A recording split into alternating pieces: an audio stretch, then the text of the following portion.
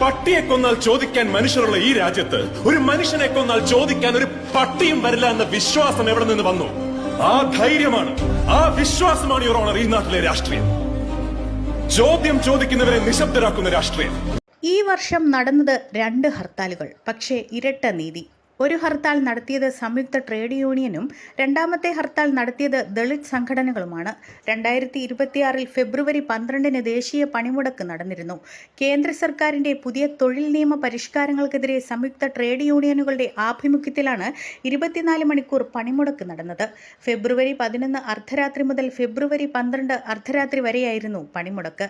CITU, INTUC ഉൾപ്പെടെയുള്ള 10ഓളം പ്രധാന trade യൂണിയനുകളും കർഷക സംഘടനകളുമാണ് ഈ പണിമുടക്കിൽ പങ്കെടുത്തത്. അന്ന് നടന്ന ഹർത്താലിൽ ജനജീവിതം സ്തംഭിച്ചിരുന്നു. ഒറ്റ ബസ്സുകളും നിരത്തിലിറങ്ങിയില്ല. KSRTC ബസ്സുകൾ ഉൾപ്പെടെ അന്ന് നിരത്തിലിറങ്ങാതെ പണിമുടക്കിൽ പങ്കെടുക്കുകയായിരുന്നു. പലയിടങ്ങളിലും ദീർഘദൂര യാത്രികരും വലഞ്ഞിരുന്നു. 2026 മറ്റൊരു ഹർത്താൽ നടന്നത് ഈ മാസം 28 കണ്ണൂരിലെ ദന്തൽ കോളേജ് വിദ്യാർത്ഥി നിതിൻ രാജിന്റെ മരണത്തിൽ നടപടി ആവശ്യപ്പെട്ട് ആക്ഷൻ കൗൺസിലും ദളിത് സംഘടനകളും ആഹ്വാനം ചെയ്ത ഹർത്താലിനെതിരെ നിലവിൽ ഹൈക്കോടതി സ്വമേധയാ കേസെടുത്തിരിക്കുകയാണ്. ഹർത്താൽ ആഹ്വാനം ചെയ്തവർക്ക് നോട്ടീസ് നൽകി. ഹർത്താൽ സംബന്ധിച്ച റിപ്പോർട്ട് സമർപ്പിക്കാൻ DGPക്കും കോടതി നിർദ്ദേശം നൽകി.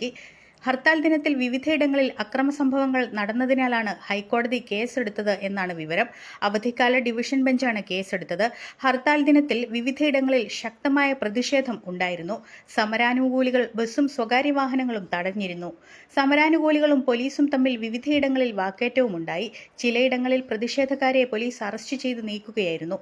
സമരാനുകൂലികൾ വാഹനങ്ങൾ തടഞ്ഞതോടെ പലയിടങ്ങളിലും ഗതാഗതക്കുരുക്കുണ്ടായി. 2 ഹർത്താലുകളും മുൻകൂട്ടി വാർത്താസമ്മേളനം നടത്തി പ്രഖ്യാപിച്ചു നടത്തിയ ഹർത്താലുകളാണ്. എന്നാൽ രണ്ടിനോടും അധികാരികൾ സ്വീകരിക്കുന്ന നിലപാടുകളിൽ അനീതിയുണ്ടെന്നാണ് നിലവിൽ ഉയരുന്ന ആക്ഷേപം. ഇങ്ങനെ എടുക്കുന്ന കേസുകൾ ഇരട്ട നീതിയാണോ എന്ന ചോദ്യം നിലവിൽ ഉയരുകയാണ്.